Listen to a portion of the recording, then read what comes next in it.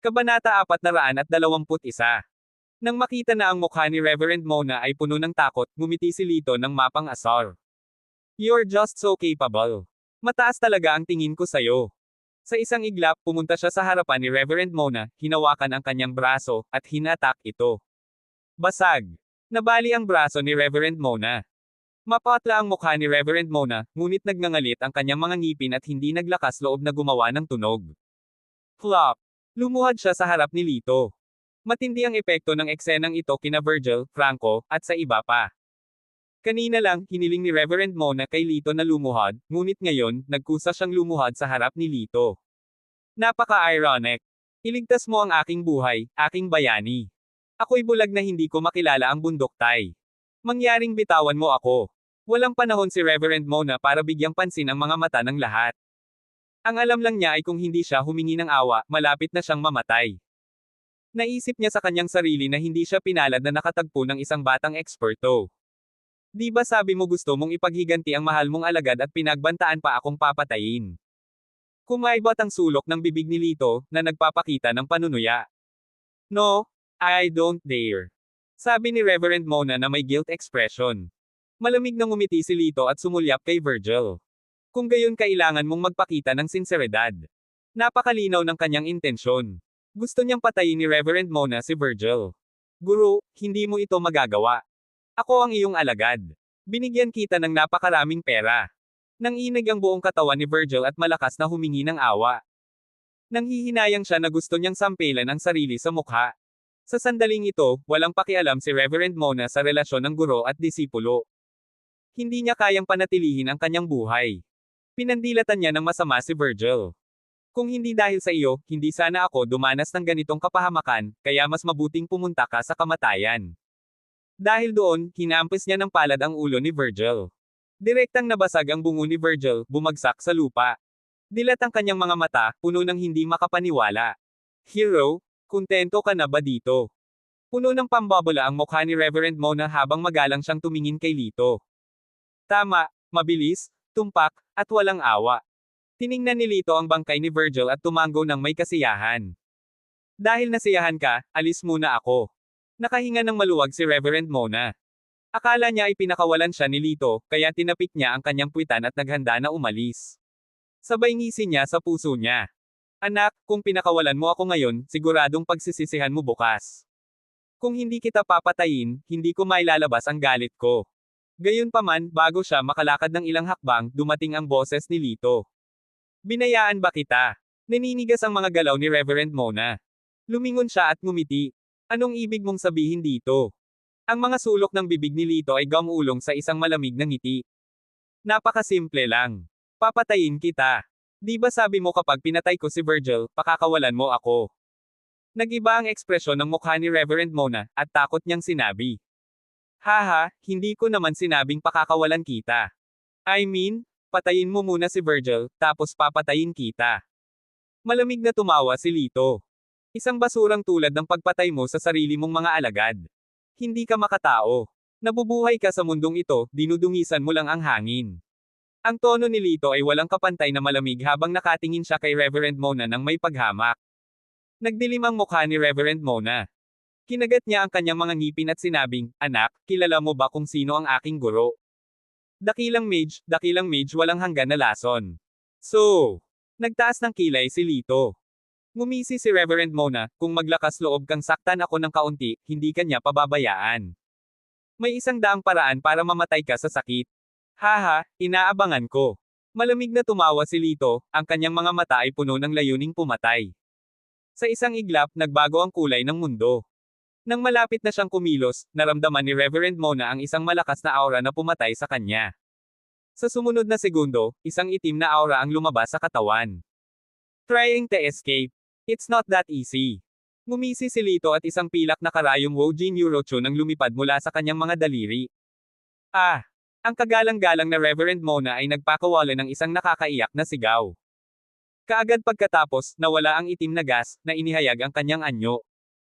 Napaluhod siya sa lupa, puno ng sakit ang kanyang mukha, na may nakatusok na matingkad na pilak na karayong Wojin Eurocho ay kanyang leeg. Yung kamay ko. Yung binti ko. Napasigaw siya sa sobrang takot dahil mabilis na nagiging nana ang kanyang katawan. Nang makita ang eksenang ito, nagulat si Franco at ang iba pa, ngunit kalmado silang tumingin kay Lito. Pagkaraan ng ilang sandali, si Reverend Mona ay naging puddle ng nana. Hindi man lang siya nilinga ni Lito. Sa halip, lumapit siya kay Nora at kinalas ito. Ang eksenang ngayon lang ay talagang natakot kay Nora. Tumingin siya kay Lito na may kaunting takot. Napabuntong hininga si Lito sa loob. Sabi nga sa kasabihan, masyadong mataas ang taas para malamigan. Kapag ang kanyang pagganap ay masyadong malakas, ito ay magpaparamdam sa mga tao na malayo. Ayos lang. Ngumiti si Lito kay Nora at tumalikod para umalis. Lito. Bigla siyang pinigilan ni Nora. Natigilan sandali si Lito bago siya tumalikod. Biglang may malambot na katawan ang pumasok sa yakap niya. Takot na takot ako. Akala ko doomsday ko na ngayon. Salamat talaga. Hindi naman natiling malakas si Nora at napaluha. Natigilan sandali si Lito, at pagkatapos ay uminit ang kanyang puso. Iniunat niya ang kanyang mga braso at niyakap siya ng mahigpit. Sa mga bisig ni Lito, naramdaman ni Nora ang hindi pa nagagawang kaligtasan at tumanggi siyang bumitaw. Si Lito ay nakaramdam ng kaunting kawalan, ngunit dahil siya ay talagang dumanas ng kaunting pagkabigla sa harap niya, hinayaan niya itong yakapin siya. Bukod dito, napakaganda ng figure ni Nora. Hindi man lang siya nahirapan sa ganoong yakap. Pinatay ko siya. Hindi ka ba natatakot? Bigla niyang tanong, medyo curious kung ano ang iniisip ni Nora. Napakamot ng ulo si Nora. Pinatay mo ang mga masasamang tao, ang mga taong dapat mong patayin. Bakit ako matatakot? Ikaw ang pinakagwapong lalaking nakita ko sa nakalipas na 18 taon, maliban sa aking lolo. Nahihiya si Lito na papurihan ng ganito. Sa sandaling ito, isang pares ng walang kapantay na masasamang mata ang nakatitig kay Lito. Franco, hindi mo ba hinahabol si Nora sa lahat ng oras? Pero sa itsura nito, parang mas gusto niya ang lalaking taga State of Tower. Maasim na sabi ng isang taga-baryo. Humph, hindi niya makukuha si Nora. Tumayo si Franco na may malungkot na mukha. Kahit ano pa, papaalisin ko siya dito sa lalong madaling panahon dahil nakatadhana si Nora na maging babae ko. Pagkatapos noon, galit siyang umalis. Sabay-sabay na bumalik sina Lito at Nora sa may takip na nayon. Akala nila ay tatanggapin sila ng mga taga-nayon, ngunit ang katotohanan ay kabaligtaran.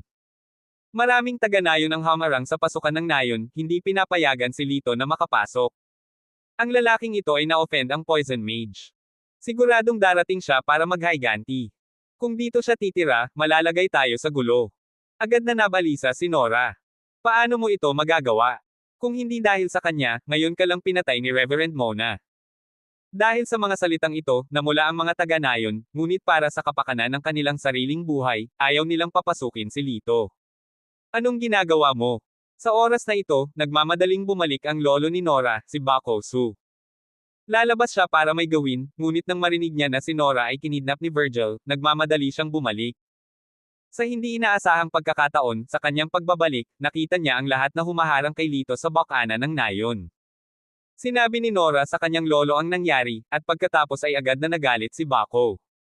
Iniligtas ka ni Lito, ngunit hindi ka lang nagpapasalamat, ngunit pinalayas mo pa siya. Ano ang malaking bagay? Sa sobrang galit ni Bako ay lumipad kung saan-saan ang kanyang balbas. Gayunpaman, ang mga taga-nayon ay hindi gumagalaw, at ang kanilang mga mukha ay walang pakialam. Anong problema? Hindi mo ba ako sineryoso, ang patriarch? Galit na sabi ni Bako. Sa oras na ito, lumakad si Franco mula sa labas at minisyon, Bako, bilang patriarka, nakatuon ka sa mga tao sa hindi kilalang bansang ito. Hindi ka karapat-dapat na maging patriarka namin. Franco, binaligtad mo na. Galit na nagalit si Bako. Haha, lalabag ako sa batas ngayon. Kung ayaw mong maging clan leader, gagawin ko. Malamig na sinabi ni Franco, kung ako ang patriarch, hinding-hindi ko hahayaang makapasok sa nayon ang mga ibang tao. Kabanata 422. Franco, gusto mong magrebelde. Sa sobrang galit ni Bako ay nanginginig ang buong katawan. Gusto kong maghimagsik dahil tinanggap mo ang taong ito mula sa ibang bansa. Ngayon ang buong nayon ay nasa malaking panganib. Hindi ka karapat-dapat na maging pinuno, at ikaw ay isang makasalanan ng buong tribo. Dapat kang parusahan ayon sa mga tuntunin ng tribo. Ang mga salita ni Franco ay nagpatango ng ulo ng maraming angkan. Si Franco ang orihinal na pinakamalakas na tao sa buong angkan. Ang kanyang reputasyon ay palaging napakataas, at isa rin siya sa mga kandidato para sa susunod na pinuno ng angkan. Franco, matanda na ang lolo ko. Paano mo siya ma-provoke sa mga ganyang salita? Malungkot na sabi ni Nora na may pulang mata. Tumingin si Franco kay Nora at sinabing may nakakatakot na ngiti, ayokong maparusahan ang matandang ito, ngunit kaya ko. Hanggat pakasalan mo ako, patatawarin ko siya. Hindi ko hahayaang magpakasal siya sa isang halimaw na katulad mo. Sabi ni Bako sabay dagandong. Siya ay umungal, at ang kanyang buong katawan ay naglabas ng isang malakas na aura. Bahagyang natigilan si Lito. Hindi niya inaasahan na ang Old Man Bako ay talagang isang master na may panloob na lakas. Hindi niya talaga ito pinansin. Ngayon, papatayin kita ng aking sariling mga kamay. Galit na galit si Bako. Haha, mag-isa lang. Naiinis na umiling si Franco. Saka siya tumingin sa malayo at lumuhod. Pagbati, guru. Natigilan ang karamihan. Napatingin sila at napabuntong hininga. Sa ilang punto ay lumitaw ang isang matandang nakasuot ng itim na damit. May hawak siyang gintong tungkod, at sa pinakatuktok ng tungkod ay isang tunay na kalansay. Ang pinaka nakakagulat ay may bugzo ng itim na hangin sa ilalim ng kanyang mga paa. Sa bawat hakbang niya, ang munting damo sa kanyang paanan ay matutuyo kaagad. Sa daan, isang daan ng kamatayan, ang lumitaw sa likuran niya. Nataranta ang karamihan. Sinabi ni Franco, ito ang aking master, ang Infinite Poison Master. Old thing? Di ba ngayon mo lang ako gustong patayin? Sa tingin mo ba may kakayahan ka? Tumingin si Franco kay Master Poison at ninisyon siya. Nang marinig ang pangalan ng Poison Mage, ang lahat ay labis na nagulat. Direkta silang lumuhad na may walang katumbas na paggalang. Biglang naging kitang-kita ang 3 taong nakatayo pa rin. Nora, Lito, tumayo ka sa likod ko. Tinitigan ni Bako ang 10,000 Poison Mage. Bako, matandang lalaki, sa tingin mo kaya mo silang protektahan. Ngumisi ang 10,000 Poison Master. Malapit ka nang mamatay. Sa sandaling ito, tumayo si Franco at sinabi sa Infinite Poison Master, Guro, ang taong iyon ang pumatay kay Reverend Mona. Tumango ang Infinite Poison Master. Franco, napakagaling mo. Alam mo kung paano magpadala sa akin ng mensahe. Huwag kang mag-alala. Dahil nangako akong kukunin kitang alagad, natural na ituturo ko sa iyo kung ano ang kaya kong gawin. Franco, ikaw ang nagdala ng Poison Mage dito. Hindi makapaniwalang sabi ni Bako. So paano kung ako yon? Isa siyang Fearless Poison Master. Pinapayuhan kitang lumuhad at humingi ng tawad. Nakangiting sabi ni Franco. Hindi niya ito pinagsisihan. Puno siya ng excitement. Kapag natutunan niya ang mga kasanayan mula sa Infinite Poison Master, tiyak na makikita siya ni Nora sa kanyang mga mata. Well, stop talking nonsense. Ang sinumang tumangging sumuko sa akin ay isa lamang ang wakas, kamatayan. Ngumisi ang 10,000 Poison Mage. Matanda, sa sobrang tigas ng ulo mo, papatayin kita. Nagtatak siya sa lupa at sumabog ang lupa, na nagpalipad kay Bako. Nagluwa si Bako ng isang subo ng dugo at sinigawan sina Nora at Lito, tumakbo. Hinailan ni Nora si Lito at sinabing, Go. Bakit tayo aalis? Tanong na pabalik ni Lito. Hindi mapigilan ni Lolo ang Poison Mage. Ngayon, tumakbo na tayo. Nag-aalalang sabi niya. Sino ka sa tingin mo? Sa tingin ko, parang langgam ka lang. Maaari kitang patayin sa isang casual na kurot. Naguguluhang tanong ni Lito. Iiyak na sana si Nora. Galing ka sa ibang bansa. Hindi mo alam kung gaano kalakas ang Poison Mage. Masyado siyang nakakatakot. Hindi mo siya matatalo. Nakikiusap ako, umalis na tayo. Si Lito ay nanatiling hindi natinag. Nang marinig ang kanyang mga salita, ang Infinite Poison Master ay tumawa at nagsabi, Anak, ano ang sinabi mo ngayon? Ano ako? Nanlamig ang mga mata niya. Kung maglakas loob si Lito na sabihin iyon muli, sisimulan niya ang isang patayan. Napakamot ng ulo si Nora kay Lito. Kumilos si Lito na parang hindi niya ito nakita. Tumingin siya kay Poison Mage at walang pakialam na sinabi, sabi ko langgam ka. Anong mali? May problema ba? Sa sandaling sinabi niya iyon, agad na namutla ang mukha ni Bako. Tapos na. Si Lito ay lubusang nagalit sa Poison Mage. Siguradong mamamatay siya. Mukhang masaya si Franco. Anak, marunong ka talagang pumutok ng baril. I'll see how you die this time. Oo nga. Biglang umihip ang ihip ng hangin, at ang itim na gas sa ilalim ng mga paa ng Infinite Poison Master ay biglang naging siksik, sumasayaw ng ligaw.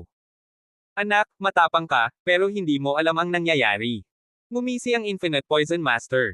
Wuyo abuti naman at napatay mo si Reverend Mona sa edad mo. Kung handa kang sumuko sa akin, maaari akong maging guro mo. Pero ngayon, ginugulo mo ako. Haha, ikaw ang amo ko. Deserve mo ba? Puno ng paghamak ang mukha ni Lito. Fine, fine, fine. Kapag pinahirapan kita hanggang sa isang pulpol, malalaman mo kung karapat-dapat ka ba o hindi. Sa oras na iyon, iiyak ka at magmakaawa na patayin kita sa lalong madaling panahon. Sa isang malakas na sigaw, iniwas ng Poison sa lamangkero ang kanyang manggas at isang bagay ang sumugod kay Lito sa napakabilis na bilis. Kung ordinaryong tao lang, baka hindi nila alam ang nangyari. Gayunpaman, malinaw na nakikita ni Lito ang lahat. Isa itong ahas. Ito ay itim na itim, kasing kapal ng hinlalaki ng matanda. Ito ay halos 1 metro ang haba at kumilos ng mabilis hanggat maaari. Pinakamahalaga, ito ay lubos na nakakalason. Hindi ko inaasahan na may magtataas ng bagay na ito ngayon. Interesting.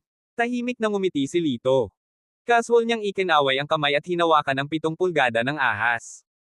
Gaya ng ipinahihiwatig ng pangalan nito, ay katulad ng pagpapalaki ng vermin. Ito ang pinaka-nakakalaso na ahas na inilagay sa parehong banga at pinahintulutan silang lumunin at patayin ang isa't isa. Ang huling ahas na nakaligtas ay ang Gushi. Nang makita niyang hinawakan ni Lito ang Gushi, nagbago ang ekspresyon ng Poison Master. Dapat pansinin na ang Gushi ay napakabilis. Masasabing maaari itong dumating at umalis ng walang bakas. Isa itong invisible killer. Magiging mahirap para sa mga karaniwang tao na makita kahit na malinaw na ang mga galaw nito, pabayaan na lamang na sunggaban ito. Gayunpaman, nagawa ni Lito na tumpak na nahawakan ang 7 pulgada ng ahas. Mabilis ang bagay na ito, ngunit hindi ito sapat na mabilis. Umiling si Lito. Humph, boy, huwag kang kampante. Kahit mahuli ka, mamamatay ka pa rin. Ang ahas na ito ay nakakalason sa lahat. Kapag hinawakan mo ito, malalason ka. Ang mukha ng 10,000 Poison Mage ay puno ng pagmamataas habang siya ay tumawa ng masama. Lito. Nang marinig ito, biglang namula ang mga mata ni Nora. Nagpakawala rin ng buntong hininga si Bako. Oo naman, hindi kalaban ni Lito ang Poison Mage. Tawa ng tawa si Franco. Mamamatay na siya. Gayunpaman, sa pagtataka ng lahat, humagalpak din ng tawa si Lito. Anak, nabaliw ka ba dahil alam mong mamamatay ka na? Pero tumatawa ka pa rin. Puno ng paghamak ang mukha ng 10,000 Poison Master. Gayunpaman, nagkaroon siya ng malabong pakiramdam na may mali. Ayon sa sentido komon, si Lito ay dapat na nalason sa lupa ngayon. Ngunit walang kakaiba sa kanya. Kabanata 423. Si Lito ay tumawa ng malakas na malapit na siyang mapaluha. Nataranta ang lahat at naisip na baliw na talaga siya. Natatawa lang ako sayo. Pinunasan ni Lito ang kanyang mga luha at sinabi sa Poison Mage, napakawalang isip mo. Karapat-dapat ka bang tawaging Poison Mage? Unti-unting nanlamig ang kanyang mga mata. Ipapakita ko sa iyo kung ano ang lason. Biglang nagliwanag ang dugo sa palad niya. Nang tingnan niyang mabuti, nakita niyang isa pala itong red jade pendant. Walang nakakaalam kung ano iyon. Gayunpaman, ang ekspresyon ng Poison Mage ay biglang nagbago, at ang kanyang mga eyeballs ay malapit ng malaglag. Halos mapasigaw siya, dugo. Dugo demonic silkworm. Gusto niyang tumakbo, ngunit huli na ang lahat. Sa isang kisap mata, isang pulang ilaw ang bumalot sa paligid. Ang Poison Mage ay nakaramdam ng matinding sakit sa buong katawan, at nagsimulang tumulo ang dugo mula sa kanyang balat. Hindi. Huwag mo akong patayin. Namumula ang mukha niya habang nakaluhod. Hindi na siya muling lumaban dahil alam niya kung gaano kalakas ang Blood Demon Silkworm. Kahit anong pilit niyang pigilin ay walang kabuluhan. Masyado kang marunong. Nakikilala mo pa nga ang Blood Demonic Silkworm. Ngumisi si Lito at nanunukso, hindi ka ba napakagaling ngayon? Ipakita mo sa akin ang isa pa. I don't dare. Sa pagtingin sa dugo sa buong katawan niya, paulit-ulit na yumuko ang Poison Mage. Pakiusap huwag mo akong patayin. Hindi ka papatayin. Anong mga benepisyo ang maibibigay mo sa akin? Ngumisi si Lito. Ang Infinite Poison Master ay nagsabi, mula ngayon, kikilalanin kita bilang aking Panginoon at magiging iyong lingkod. Hanggat nagsasalita ka, dadaan ako sa apoy at tubig para sa iyo. Alam na alam niya na kung siya ay mamatay sa ilalim ng mga kamay ng Blood Demonic Silkworm, siya ay nasa sobrang sakit na mas gugustuhin niyang mamatay kaysa maging isang aso.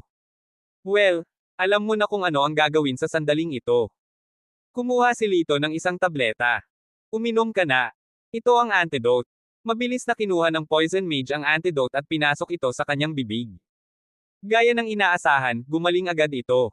Ang vermin ay nasa iyong katawan pa rin, ngunit hindi ito magkakabisa. Kung ipagkanulo mo ako balang araw, mamamatay ka ng mas kakilakilabot kaysa sa inaakala mo. Ang mukha ni Lito ay kasing lamig ng mukha ng halimaw. Hindi siya santo. Kapag siya ay dapat nabanta, hindi siya magiging malambot ang puso. Oo. Ang 10,000 Poison Mage ay tumanggo sa kanyang ulo sa pagkabigo. Sa sandaling ito, tumingin si Lito kay Franco. Matagal nang natulala si Franco. Hindi niya akalain na kahit ang Poison Master ay hindi magiging katapat ni Lito. Malapit ka nang mamatay. Ano pa bang gusto mong sabihin? Ngumisi si Lito. Alam ni Franco na hindi siya makakatakas at hindi umimik. Tinitigan lang niya si Lito ng masama. Binata, napanood namin si Franco na lumaki. Please hayaan mo na siya. Nakiusap ang isang taga-nayon. Oo, siya ay kabilang sa aming nayon. Hindi siya makakalaban sa iyo, isang lalaki mula sa ibang bansa. Sunod-sunod na pakiusap ng mga taga-nayon. Sinaman siya ni Lito ng malamig na tingin. Anong wala? Gusto mo bang mamatay kasama siya? Huwag mong kalimutan na ngayon mo lang ako tinulak palabas. Tatandaan ko ito. Dahil natangay ng tingin ni Lito, naramdaman ng lahat na parang may hindi nakikitang kamay na nakahawak sa kanilang mga lalamunan. Wala silang masabi kahit isang salita. Para naman kina Nora at Bako, hindi sila umimik. Nakipagsabuatan si Franco sa mga tagalabas sa pagtatangkang agawin ang posisyon ng pinuno. Nararapat siyang mamatay. Haha, hindi ako takot sa kamatayan. Huwag mong isipin na natatakot ako. Pagmamalaki ni Franco. Ganun ba? Ang mga sulok ng bibig ni Lito ay gumulong sa isang masamang ngiti. Bigla niyang ibinuka ang kanyang bibig, at sa isang iglap ay tumalsik sa kanyang bibig ang makapal na itim na gas. Sa isang kisap mata, hindi mabilang na malisyosong multo ang pumaligid kay Franco at pinunit ang kanyang balat at laman. Ah! Ilabas mo ako! Labis na natakot si Franco kaya napasigaw siya ng malungkot. Walang ekspresyon ang mukha ni Lito, at may makahulugang ngiti sa kanyang mga labi na parang nanunood ng magandang palabas. Nagbago ang lahat ng ekspresyon ng mga taga-nayon. Napatingin sila kay Lito ng may pagtataka. Sa ilang sandali, si Franco ay naging isang puting kalansay. Para naman kay Lito, hindi na siya muling tumingin. Diretso niyang tinapakan ang tumpok ng mga buto at sinabi sa mga taga-nayon, sino pa ba ang hindi kumbinsido? Sino pa ang gustong maging pinuno ng clan? Tanungin mo muna ako kung papayag ba ako o hindi. Biglang ibinaba ng mga taga-nayon ang kanilang mga ulo at hindi nang ahas na huminga ng malalim. Natatakot sila na hindi niya sinasadyang mapuko si Lito at maging isang tumpok ng mga buto. Para naman kina Bako at Nora, puno sila ng pasasalamat para kay Lito, lalo na kay Nora, na ang mga magagandang mata ay sumusunod kay Lito. Muling tumingin si Lito kay Master Poison. May kinalaman ka siguro sa kakaibang sakit na kumakalat kamakailan, di ba? Ang Infinite Poison Master ay nanginginig at yumuko muli. Karapat-dapat akong mamatay. Gumamit siya ng bagong uri ng vermin para pumunta sa ganoong liblib na lugar upang mapadali ang eksperimento. Alam mo ba ang gagawin? Tanong ni Lito. Huwag kang mag-alala. Haharapin ko agad. Ipinapangako ko na simula bukas ay mawawala na ang kakaibang sakit. Natatakot siya na lasunin siya ni Lito hanggang mamatay kung hindi siya masaya. Okay, huwag mo akong pababayaan. Kasabay nito, naglakad si Lito sa nayon. Sa pagkakataong ito, walang nang ahas na pigilan siya.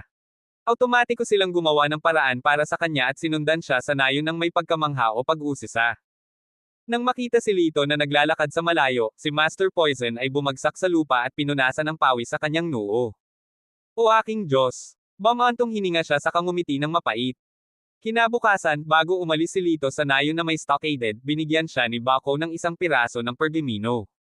Ang lugar na iyon ay lubhang mapanganib. Kahit hindi pa ako nakakapunta doon, nandoon na ang mga ninuno ko. Hindi na babalik ang mga nakapunta na doon. Ito ang dahilan kung bakit iniwan ng aming mga ninuno ang mapa na ito, na nagbabala sa aming mga inapo na huwag lumapit sa restricted area na ito. Dati maraming mga masters ang pumunta sa lugar na ito. Napakaswerte nila na walang nahanap. Hindi na sila lumabas ulit. Sabi ni Bako na may matagal na takot. Lito, bagamat napakalakas mo, kakaiba ang lugar na iyon. Pinapayuhan kita na huwag pumunta. Nag-aalalang sabi ni Bako kay Lito. Gayunpaman, mukhang relaxed si Lito at umiling. Para sa akin, hindi mahirap ang lugar na iyon. Nako, good luck. Dahil alam niyang hindi niya mahikayat si Lito, bamantong hininga siya at umalis. Sa oras na ito, dumating si Nora na may pulang mata. Nakasuot siya ng matingkad na pambansang kasuotan na nagpapakita ng kanyang puting nyebe, slim na baywang. Mapula ang labi niya at mapuputi ang ngipin. Ang kanyang mahabang itim na buhok ay nasa gilid ng kanyang mga templo, at nakasuot siya ng isang pinong maliit na bulaklak na napakaganda. Aalis ka talaga. Maaari ba kitang makita muli sa hinaharap? Ngumiti si Lito at masuyong hinaplos ang kanyang buhok. Tapos, may inabot siyang note. Ito ang cellphone number ko. Kung gusto mong manatili dito, tawagan mo lang ako. Treat kita. Tiningnan ni Nora ang note at maingat na inilagay iyon. Well, pwede ka nang bumalik, alis na ako. Kinawian ni Lito ang kanyang kamay at handa nang umalis. Lito. Biglang umiyak si Nora. Tumigil si Lito. Humakbang si Nora, iniyakap ang kanyang mga braso sa kanyang leeg, at hinalikan siya sa pisngi. Ikaw. Ito ay. Si Lito ay natigilan, ngunit ang kanyang puso ay napuno ng kagalakan. Sinong lalaki ang hindi matutuwa kapag hinalikan siya ng isang magandang babae? Huwag mong intindihin. Gusto ko lang magpasalamat sa'yo. Namula si Nora at tumalikod sa nayo na may laman. Hinawakan ni Lito ang kanyang basang pisngi, na tila kulang pa. Bakit ba lagi mo akong hinahalikan? Ang boring. Kabanata 424. Sa masukal na kagubatan, tahimik na nakatayo ang isang sinaunang at medyo sira-sirang bulwagan ng bato. Ang palasyo ay itinayo sa mga puting bato. Simple lang ang hugis nito, ngunit wasak na ito mula pa noong unang panahon. Sa ilalim ng gininto ang lumulubog na araw, ito ay nagmukhang malungkot at sagrado. Gayunpaman, sa harap ng tarangkahan ng palasyo, may mga puting buto sa buong lupa. Ang mga buto na ito ay nabali lahat, at halata na sila ay namatay ng malungkot. Pumunta si Lito sa harapan ng templong bato at iniligpit ang mapa ng balat ng tupa. Dito ba? Nakatago talaga. Napangiti siya. Kung walang mapa, hindi niya ito mahahanap kahit bigyan pa siya ng isang linggo. Malinaw niyang naramdaman ang malakas na pagbabago ng enerhiya na nagmumula sa palasyo. Ito ay ang enerhiya ng isang mataas na uri ng espiritual na bato. Dinilaan niya ang labi at hindi na hinintay na pumasok. Sino ka? How dare you break into the Holy Palace? Isang galit na sigaw ang narinig. Kumunat ang noo ni Lito. Ito ay kakaiba. Kanina lang niya tiningnan na walang amoy ng buhay na tao dito. Lumingon siya at nakita niya ang tatlong matandang lalaki na nakasuot ng puti, kulay abo at itim na damit na nakatayo sa tatlong halijing bato sa harap ng pinto. Ito ay ang matanda na nakasuot ng puting damit. Isang after image. Napukaw ang interes ni Lito. Ang tinatawag na natitirang anino ay isang pag-iisip na naiwan ng isang sinaunang master. Maaari itong mag-transform sa isang hugis ng tao at maaari pang magsagawa ng martial arts. Karaniwan itong ginagamit upang bantayan ang isang mahalagang larangan. Tila ito ay isang lugar kung saan ang ilang eksperto ay nag-imbak ng mga kayamanan matagal na ang nakalipas. Young man, you're quite knowledgeable. Masasabi mong anino kami. Puno ng kayabangan ang mukha ng matanda na nakasuot ng puting damit. Umalis ka kaagad. Kung hindi, mamamatay ang sinumang maglakas loob na lumapit. Mabangis niyang saway. Hehe, paano kung ipilit kong pumasok? Ngumiti si Lito. Sinabi ng matanda na nakasuot ng puting damit, okay lang kung gusto mong pumasok sa palasyo. Itinuro niya ang isang batong altar sa tabi niya. Gumamit ka ng sariwang dugo para magsakripisyo. Maaari ka naming pasukin. Kung makukuha mo ang gusto mo, depende sa kapalaran mo. Hehe, sa tingin mo ba maloloko mo ako sa ganyang pakulo? Malamig na ngumiti si Lito. Kasinungalingan lang ang tinatawag na sakripisyo. Kailangan mo ng sariwang dugo upang mapanatili ang natitirang anino. Kapag nakinig ang isang hanggal sa iyong kasinungalingan at nagsakripisyo kasama ang isang buhay na tao, agad mong papatayin ang hanggal na iyon. Hanggat nariyan ang mga kayamanan sa palasyo, laging may mga hanggal na darating mula sa libu-libong milya ang layo upang magsakripisyo sa iyo. Puno sila ng saya at naghihintay na matanggap ang mga kayamanan, ngunit hindi nila alam na ang naghihintay sa kanila ay kamatayan. Habang nagsasalita siya, sumulyap si Lito sa tumpok ng mga buto sa lupa. Sa mga taong ito, kalahati sa kanila ay mga dukha na inihain, at ang kalahati ay mga hanggal na nalinlang ng tatlong matatanda.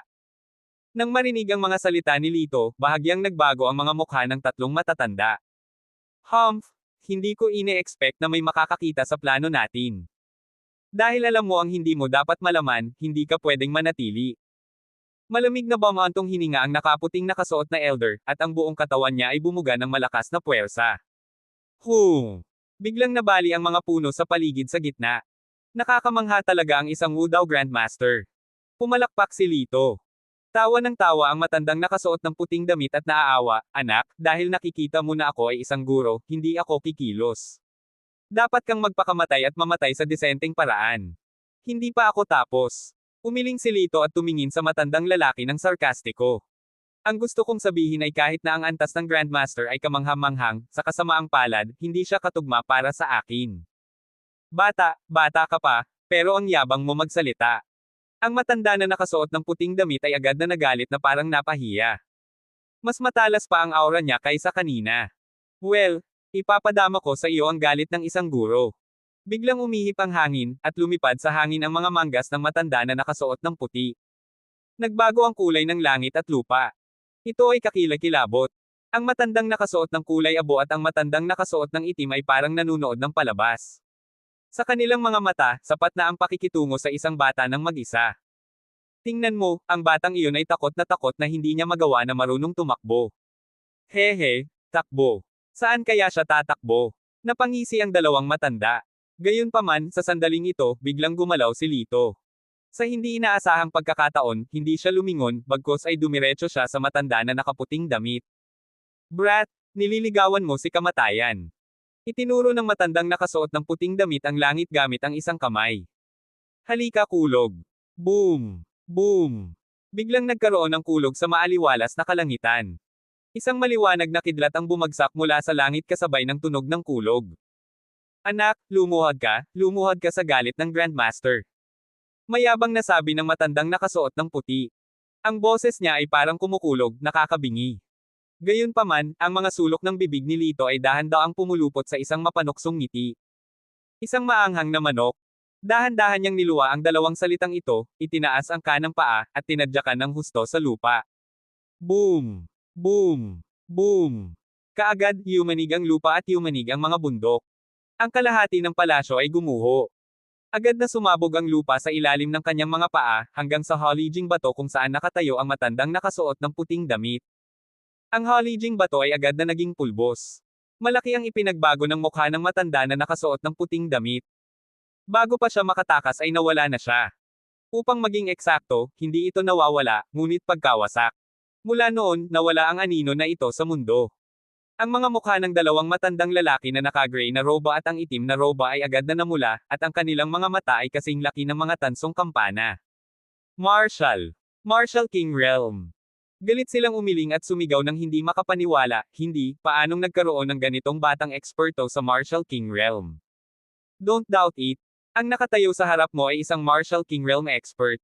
Lumapit si Lito habang nakapulupot ang mga kamay sa likod. Sinulyapan niya ang dalawang lalaki at sinabing, lumuhad ka o mamatay. Nagkatinginan ng dalawang matanda at mapait na ngumiti. Kahit na hinanap niya ang buong planeta, wala siyang mahanap na pangalawang Martial King sa murang edad. Desididong lumuhad ang dalawa. Welcome sa Martial King Realm. Bumulusok ang mga sulok ng bibig ni Lito. Medyo matalino ka. Pagkatapos noon, hindi niya pinansin ang mga ito at humakbang papasok sa palasyo. Ang palasyo ay puno ng ginto, pilak, at alahas, ngunit si Lito ay hindi interesado sa kanila. Diretso siyang naglakad patungo sa minahan, kung saan mayroong daan-daang mataas na klase ng mga spirit stone sa lahat ng laki. Sa sobrang tuwa niya ay dinilaan niya ang kanyang mga labi. Gamit ang mga high-grade spiritual stones na ito, magiging madali para sa kanya na makalusot. Naka-crossleg siya at nagsimulang mag-practice. Lumipas ang gabi. Ang unang sinag ng sikat ng araw ay sumikat sa palasyo, at binuksan ni Lito ang kanyang mga mata. Isang gintong liwanag na kasing liwanag ng araw ay unti-unting nawala sa kanyang mga mata. Perfect Martial King Realm, pumasok sa Martial God Realm. Tumanggaw si Lito ng may kasiyahan at komportibleng inunat ang sarili. Sa ilalim ng araw, ang kanyang balat ay malinaw at maliwanag, tulad ng mga diamante na puno ng kinang. Pagkatapos magpahinga ng ilang sandali, inilagay niya ang lahat ng natitirang high-grade na spirit stone sa Zumi Ring. Tulad ng para sa mga natira, lahat sila ay mas mababang espiritual na bato. Paglabas niya ng palasyo, hindi nagpakita ang dalawang matanda na nakasuot ng kulay abong damit at itim na damit. Halatang takot sila kay Lito. Sa sandaling ito, hindi kalayuan sa palasyo, papunta na sina Yi at Professor Shan. Mahigpit na nakakunot ang mga kilay ni Yi, at ang kanyang magandang mukha ay hindi masyadong masaya. Yi, patay na yang Lito na yan. Huwag mo na siyang palampasin pa. Walang ingat na sabi ni Marta. Nang banggitin si Lito, puno ng guilt ang mukha ni Yi. Kasalanan ko lahat. Kung hinaila ko siya noon, walang nangyari sa kanya. Yung batang yun na nanliligaw kay kamatayan. Wala siyang kakayahan, gusto pa niyang magpakitang gilas. He deserves to die. Malamig na bumantong hininga si Sony. Sa sandaling ito, hoy, sino ang nakabangga sa akin? Nataman ng kung ano ang ulo ni Sony, at bigla itong bumuukol. Tumangala ang mga tao at nakita nila ang isang lalaking nakahiga sa puno ng kahoy, naka-cross-legged, na may putol na talim ng damo sa kanyang bibig, na umuugong. Ang nakatama lang kay Sony ay ubod ng prutas na kinain sa baluktot na paraan. Guru. Nakilala ni Arthur si Lito sa isang sulyap, at ang kanyang mukha ay puno ng kagalakan. Masayang masaya rin si Yi. Lito, buhay ka pa pala. Sina Martha at Sony ay medyo natakot. Ghost ba ito? Nasa ligaw. Lahat naman, nagkataon lang. Tumalon si Lito pababa mula sa puno at ngumisi sa lahat. Si Yi ay sumugod kay Lito at patuloy na tinitingnan siya pataas at pababa. Lito, nasaktan ka ba? Akala namin. Nabulunan siya ng hikbi at hindi natuloy. Kabanata 425. Ngumiti si Lito. Sa tingin mo patay na ako. Hehe, ang swerte ko. Katulad ngayon, nakilala kita sa kakahuyan. Sa pagtingin sa nag-aalalang hitsura ni Yi, naramdaman ni Lito na hindi siya masama. Kahit na medyo malayo siya sa simula, mabait siya at mabait sa mga tao. Hindi tinanong ng lahat si Lito kung paano siya nakaahon sa panganib. Kung tutuusin, ayaw na nilang maalala ang gabing iyon. Sabi ni Professor Shan, napakaganda at ayos ka lang. Ayon sa mapa ni Miss Yi Feng, malapit na tayo sa ating destinasyon. Magandang umaga, sa lahat. Sa sandaling ito, dalawang tao ang lumabas sa malapit na kagubatan. Isa sa kanila ay mula sa ibang bansa. Siya ay mga 35 taong gulang at nakasuot ng itim na leather jacket. Napakadilim ng kanyang mga mata. Medyo espesyal ang katabi niya. Isa siyang lalaki na nakabalot ng makapal na scarf. Maitim ang balat niya at malalim ang mukha. Nakasuot siya ng isang dilaw na damit na walang mga paa, at isang string ng manipis na Buddha bead sa kanyang kamay. Halatang nandito ang dalawa para sa isang hindi malinis na layunin. Parehong alerto sina Yi at Professor Shan. Haha, sa lahat, huwag masyadong kabahan. Ngumiti ang lalaking nakaitim na jacket at itinaas ang kanyang mga kamay, nagpapahiwatig na wala siyang dalang armas. Let me introduce myself first. My surname is Argel. I came here for the same purpose as you guys, for those treasures. Nakangiting sabi ni Gary Argel. Mr. Argel, hindi kami nakikialam sa negosyo ng isa't isa. Mayaman naman kaming lahat. Mas mabuting huwag na kayong mag-istorbo. Si Elder Chen ay talagang isang makaranasang tao. Ang kanyang mga salita ay walang kamali-mali. Gayunpaman, ngumiti si Gary at umiling. Hindi, maaaring hindi mo alam na ang lugar na iyon ay lubhang mapanganib. Natatakot ako na hindi mo ito kayang harapin ng mag-isa. Ang malaupong mga mata ni Gary ay lumusot sa karamihan. I suggest we go there together. Ang mga bagay na makukuha natin ay hahatiin ayon sa dami ng tao. What do you think? Ito. Tumingin si Mr. Chen kay Yi. Nagkatinginan muli sina Yi at Professor Shan. Malinaw na ang deal na ito ay isang magandang deal. To tell you the truth, I have received a lot of secret information from that place. Tiyak na makakatulong ito sa iyo. Nagpatuloy si Gary. Hindi na kailangang mag-alinlangan. Sa dami ng tao, siyam kami pero dalawa lang kayo. Kung gayon hindi tayo kikita ng maraming pera. Sabi ni Sony na may pananabik. Bahagyang sumimangot si Yi at nag-alinlangan. Palagi niyang nararamdaman na may mali. Pumayag naman si Professor Shan. Kung tutuusin, napaka-tempting ng mga kondisyon na inaalok ng kabilang partido. Sa sandaling ito, tumayo si Lito. Hindi ako sumasang-ayon. Sinulyapan niya si Gary at ang kasama niya na may malamig na tingin. Ngumisi si Sony. Anak, bakit ka na naman lumabas para manggulo? Matutulungan tayo ng dalawang kaibigang ito. Huwag kang manggulo ng walang dahilan. Sa akin dito, masisiguro kung makukuha mo ang gusto mo. Walang pakialam na sabi ni Lito. Hahaha, nakakatawa ka. Parang kanina ka pa ah. Sinabi ni Sony na may mapanuksong mukha, sigurado ka ba? Paano mo masisiguro? Dahil lang sa bibig mo. Inilibot din ni Martha ang kanyang mga mata kay Lito. Ang hilig mo talagang magyabang. Nakakainis talaga ang ganitong klaseng tao na mahilig magpasikat. Sa oras na ito, sa sandaling siya ay tumayo, sinabi niya, ang lugar na iyon ay lubhang mapanganib. Sa mga nakapunta na doon, ni isa man mula sa 100 ay hindi nakabalik. Gayunpaman, itong dakilang guro na si Cole sa tabi ko ay minsang nakapasok at matagumpay na nakalabas. Talaga. Nang marinig ito, nagulat ang lahat. Agad na sinabi ni Sony na may papuri na mukha, kung gayon, kailangan kong guluhin si Kuya Argel. Kung ganoon, hayaan mong sumama sa amin ang dalawang magkaibigan. Tuwang-tuwa rin si Professor Shan. Kung tutuusin, kapag may nangunguna, mas mataas ang rate ng tagumpay. Nang makitang sumang-ayon ang lahat, tumango lang si Yi. Hindi nila pinansin sina Lito at Arthur at itinuring silang hangin. Hindi nagtagal, nagsama-sama ang dalawang grupo ng mga tao. At tumungo sa kanilang destinasyon. Ngumisi si Lito at hindi nagsalita. Alam niyang hindi magtatagal, pagsisihan ng mga taong ito ang hindi pakikinig sa kanya. Sa oras na ito, nalaman niyang hindi tama si Arthur. Kanina pa niya tinititigan ang nasa katanghaliang lalaki na nagngangalang Gary Argel, halos magngangalit ang kanyang mga ngipin. Puno ng puot ang kanyang mukha, at bahagyang nanginginig ang kanyang katawan. Anong problema? Nagtataka na tanong ni Lito. Naikuyom ni Arthur ang kanyang mga kamao at sinabi sa mahinang boses, ang taong iyon ay tinatawag na Gary Argel, isang first class na nagbebenta ng droga. Nakapatay siya ng daan-daang tao ng State Special Forces. Sa aming mga espesyal na puwersa, 8 tao ang namatay sa kanyang mga kamay noong nakaraang taon. Siya ay sumali sa hukbo sa amin. Ang aking matalik na kaibigan ay namatay sa kanyang mga kamay noong nakaraang taon. Puno ng puot ang mukha ni Arthur, at naikuyom niya ang kanyang mga kamao. Nanumpa ako na ipaghihiganti ko ang kapatid ko sa buhay na ito. Kahit na kailangan kong ipagsapalaran ang buhay ko, pagbayaran ko ang buhay ng kapatid ko. Habang nagsasalita siya, nagpasya siyang pumunta at kumilos. Tumigil ka. Idiniin ni Lito ang kanyang balikat. The guy beside him is no small matter. You're no match for him. Wala akong pakialam. Ako mismo ang dapat pumatay sa kanya. Si Arthur ay parang isang galit na leon, ganap na nagwawala. Naniniwala ka ba sa akin? Tumingin si Lito kay Arthur. Saglit na natigilan si Arthur. Tumingin siya kay Lito ng may determinasyon at pagkatapos ay tumango. Kung naniniwala ka sa akin, ipaubaya mo sa akin ang bagay na ito. I promise you that today is the end of this guy. Ang mga sulok ng bibig ni Lito ay gumulong sa isang masama at malamig na ngiti. Okay. Malakas na tumango si Arthur. Hindi nagtagal, nakarating sila sa harapan ng templong bato. Nang makita ni Professor Shan at ng iba pa ang sinaunang gusaling ito sa unang pagkakataon, lahat sila ay nasa sabik at mabilis na kinuha ang kanilang mga mobile phone para kumuha ng litrato. Sa sandaling ito, nanunuya si Gary at sinabi sa karamihan, ngayon, kailangan natin ng isang ritualista ng pagsasakripisyo.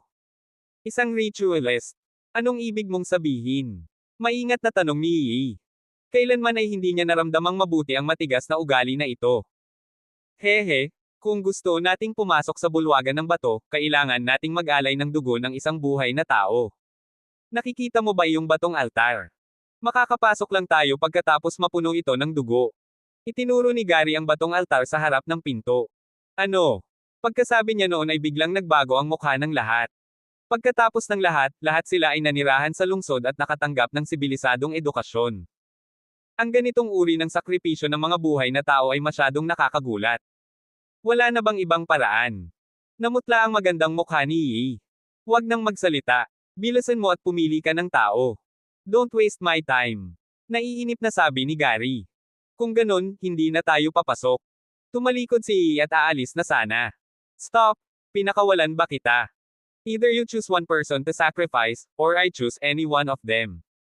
There are only these two paths. Naglabas lang si Gary ng isang matulis na punyal sa kanyang pantalon at pinaglaruan ito sa kanyang kamay. Sa pagkakataong ito, tuluyan na niyang ipinakita ang kanyang mabangis na mukha. How dare you? How dare you threaten me? Sa isang nguso, direktang sinuntok ni Elder Chen si Gary. Gayunpaman, bago niya masuntok si Gary, biglang sumuntok ang lalaki, at isang malakas na alon ng chi ang tumama sa dibdib ni Elder Chen. Puff! Si Elder Chen ay dumura ng isang subo ng dugo at bumagsak sa lupa. Gulat na napatingin siya sa lalaki at sinabing, ikaw. Naging guro ka na talaga. Haha, medyo marunong ka. Puno ng paghamak ang mukha ni Master Cool. Isang Master Yuan lang ang naglakas loob na sigawan ako. Ngumisi si Gary at sinabing, ito ang resulta ng paglaban sa akin. Paano na? Naisip mo na ba? Sino ang magsasakripisyo? Kung wala kang sasabihin, papatayin ko kayong lahat. Natahimik ang lahat. Gusto ng lahat na mabuhay, ngunit hindi sila makakapili. Siya. Hayaan mo siyang magsakripisyo. Sa sandaling ito, itinuro ni Sony si Lito at malakas na sinabi. Sa sobrang takot ni Sony, nanlambot ang kanyang mga paa. Sinabi niya kay Gary, Brother Argel, kapag nakaalis na tayo rito, bibigyan kita ng 10 milyon. Please wag mo akong patayin. Kabanata 426. Nang marinig ito, ang mukha ni Argel ay puno ng kasakiman. Ngumiti siya at sinabing, okay, 10 million lives. Tumingin siya sa mga tao at itinuro si Lito, sinabing, mayroon ba kayong anumang pagtutol sa sakripisyo ng batang ito? Parehong tahimik si Professor Shan at ang dalawa niyang katulong. Ayaw nilang magdesisyon, ngunit kung may namatay sa kanilang lugar, hindi sila tatutol. Galit na galit si Arthur. Hindi ka ba masyadong hindi makatao? Kanina ka pa pinuprotektahan ng guro, pero ngayon hinayaan mo siyang isakripisyo ang sarili niya. Hoy, Lito, pasensya na. Ayaw namin. Ginawa ko ang lahat para sa pagsasaliksik. Napabuntong hininga si Professor Shan. Ngumisi si Lito at umiling ng walang sinasabi. Haha, sa ganitong buhay at kamatayan sandali, sino ang nagmamalasakit sa kalikasan ng tao? Sarcastic na sinabi ni Martha, sumasang-ayon akong hayaan si Lito na magsakripisyo. Kinamumuhian niya si Lito sa simula. Kahit mamatay siya, hindi siya malulungkot. Well, boy, everyone chose you. Today is destined to be your death. Tinuya ni Gary si Lito, parang leon na nakaharap sa antelope. Hindi maaaring mamatay si Lito. Biglang tumayo si Yi sa harap ni Lito at sinabi kay Gary, handa akong magbayad ng 20 milyon para bilhin ang kanyang buhay. Bagamat malayo si Yi, siya ay isang taong mapagpasalamat. Pagkatapos ng lahat, iniligtas ni Lito ang kanyang buhay. Hindi niya kayang panoorin siyang mamatay. Well, Beauty, you can keep him alive, pero ayoko ng pera. How about you be my woman? Habang nagsasalita siya, buong kasakiman niyang tinitigan ang figure ni Yi. Sa sandaling makilala niya ang mga taong ito, napansin niya si Yi, ang dakilang kagandahan, at nag-iisip kung paano siya makukuha. Ako. Ang magandang mukha ni Yi ay agad na namutla habang nakatingin kay Lito na may salungat na ekspresyon. Wala pa siyang kinalaman sa isang lalaki. Mas mabuting pumatay ng babaeng matigas ang ulo. Gayunpaman, hindi niya kayang makita siyang mamatay. Yi, bakit nag-aalangan ka pa? Hindi mo naman kailangang iligtas ang tauna na iyon. Sabi ni Sony na may pagmamalaki. Sa sandaling ito, biglang sumulpat ang dalawang matandang lalaki sa halijing bato sa harap ng pinto. Sila ang matandang nakasuot ng kulay abo at ang matandang nakasuot ng itim na lalaki mula kahapon. Nang makita nila ang dalawang taong ito, agad na lumuhad sa lupa sina Gary at Master Cool nang may malaking paggalang. Nang makita ito, lumuhad din sina Sony, Martha, at Professor Shan. Mapahamak ito, gusto mo bang mamatay? Bilasan mo at lumuhad ka. Kung iniinis mo ang dalawang matanda, mamamatay tayong lahat. Nakatingin kina Lito at Yi na nakatayo pa rin, sumigaw si Gary sa mahinang boses. At the same time, medyo kakaiba ang pakiramdam niya. Hindi ba niya narinig na may tatlong matanda? Paano kaya nagkaroon ng dalawa? Walang pagpipilian si Yi kundi ang lumuhad. Gayunpaman, pinigilan siya ni Lito. Hindi na kailangang lumuhad, mahinahon niyang sabi. Biglang nagbago ang mukha ni Gary, at mabilis niyang sinabi sa matanda, mga matatanda, tingnan mo, bastos ang batang ito sa iyo. Wala itong kinalaman sa akin. Lito, lumuhad ka kaagad. Huwag mo kaming idamay. Malungkot na sabi ni Professor Shan. Palagay ko naramdaman niya na malapit na siyang mamatay, kaya gusto niyang hilahin tayo pababa kasama niya. Sabi ni Sony na may masamang mukha. Puno ng pag-aalala ang mukha ni Yi. Lito, bakit hindi na lang tayo lumuhad? Napakalakas ni Master Cool na iyon kaya lumuhad pa siya. Siguradong napakalakas ng dalawang matandang iyon. Haha, sino sa tingin nila? Umiling si Lito na may mapanuksong ekspresyon.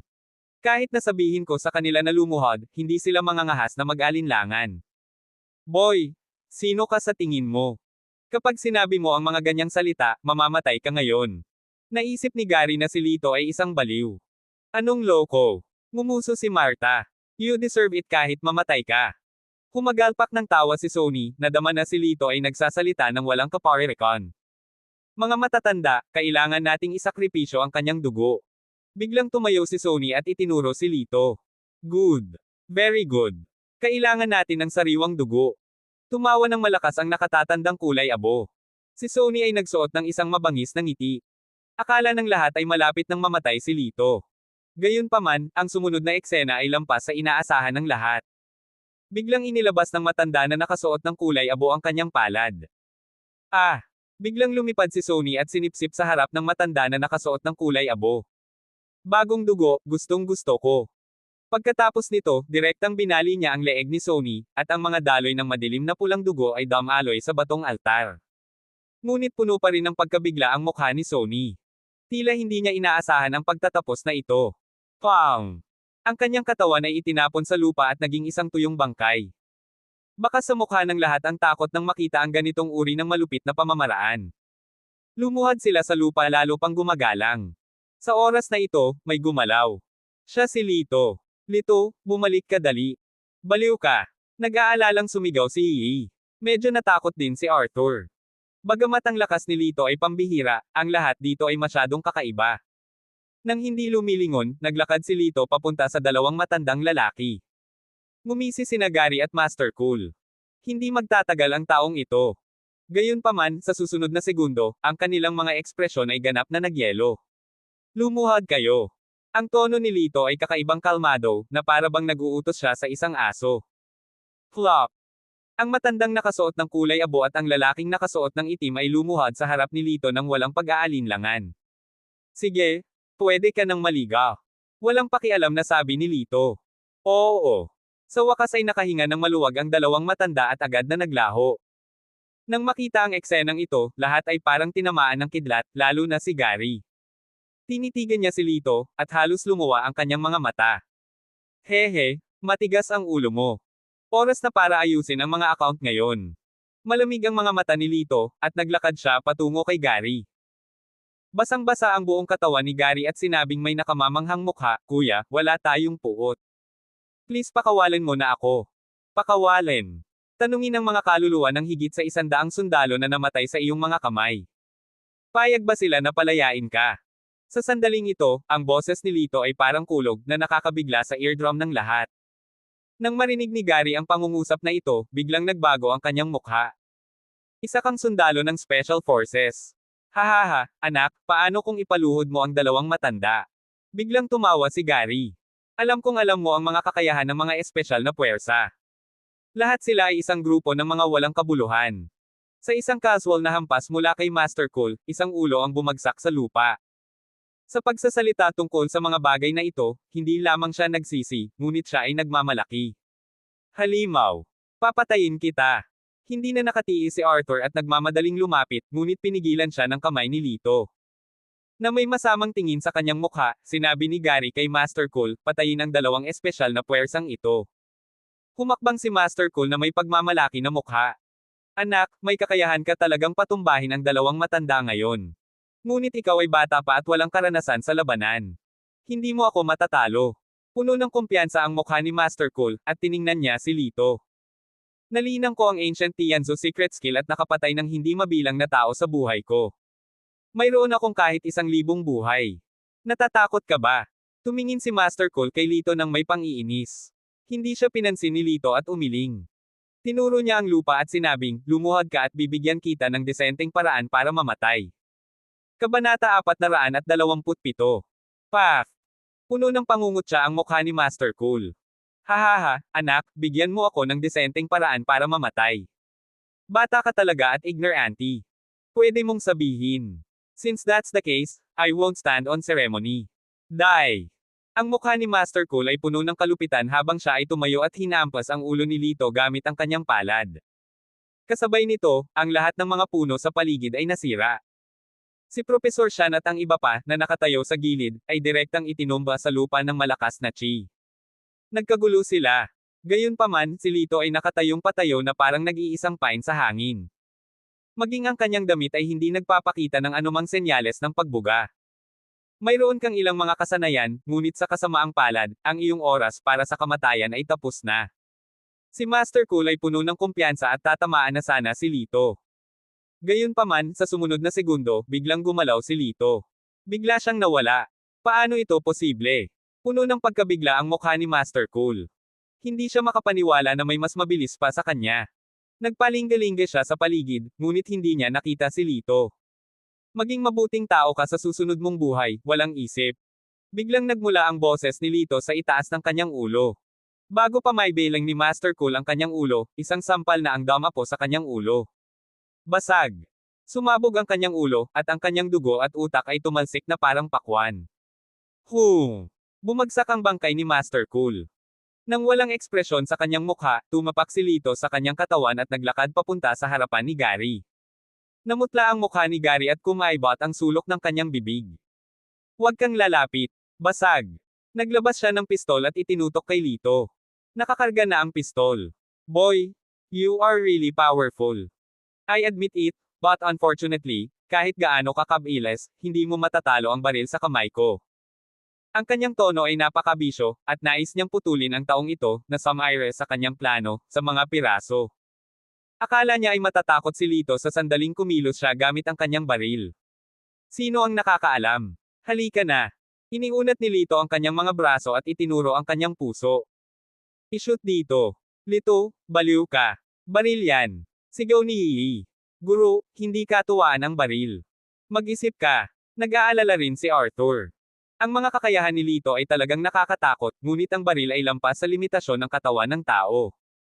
Gaano man kabilis ang isang tao na lumampas sa limitasyon, imposibleng makipagkumpetensya sa mga bala. Sa mata ng lahat, ang mga aksyon ni Lito ay katumbas ng pagpapakamatay. Gayunpaman, si Lito ay may seryosong ekspresyon sa kanyang mukha. Huwag kang ang matigas ang ulo. Gawin mo na. Ang sulok ng kanyang bibig ay lumulutang sa isang nakakatakot na malamig na ngiti. Nanginginig ang kamay ni Gary na nakahawak sa baril. Siya ay nabuhay ng isang buhay ng pagdila ng dugo gamit ang dulo ng isang kutsilyo sa buong taon. Hindi siya natatakot sa anuman, ngunit natakot siya sa mga mata ni Lito. Anak, pumunta ka sa kamatayan. Sa walang awa na puso, tinutukan niya ng baril ang puso ni Lito. Pang! Diretso na ipinikit ni Yi ang kanyang mga mata, hindi matapang na tumingin. Ninatngat din ni Arthur ang kanyang mga ngipin, ang kanyang mukha ay mapatla, dahil sa takot na makita si Lito na nakahiga sa pool ng dugo. Gayunpaman, isang paos na dagindong lamang ang kanyang narinig. Hindi. Imposible. Tinitigan niya si Lito na hindi makapaniwala, halos lumuwa ang kanyang mga mata sa kanilang mga socket. Si Lito ay ligtas at maayos, na may isang makintab na bala sa pagitan ng kanyang payat na mga daliri. Klang! Nahulog ang bala sa lupa. Ang mga mata ni Gary ay namumula, na para bang siya ay nahulog sa kabaliwan, at patuloy niyang hinaila ang gatilyo. Bang bang bang! Bahagyang gumalaw ang katawan ni Lito, naging after images, at bumagsak lang siya sa lupa upang maiwasan ang bawat bala. Sa huli, nang siya ay nagpaputok ng huling bala, siya ay desperado. Ibinaba niya ang baril at tumalikod para tumakbo. Sinipa siya ni Lito at tinapakan ang kanyang ulo.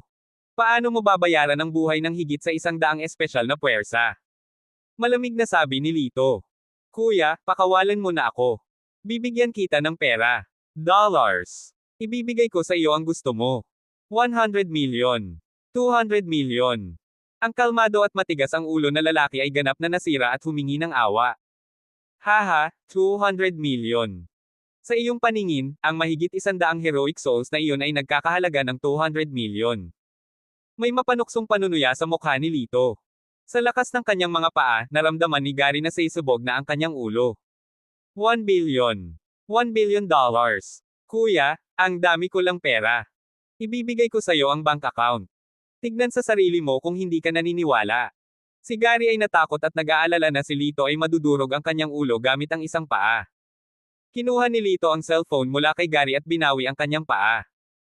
Nang malapit ng makahinga ng maluwag si Gary, ikinaway ni Lito ang kanyang kamay at isang pilak na karayom iyan ay negation section, negation a feminine ordinal indicator ng tumusok sa kanyang katawan.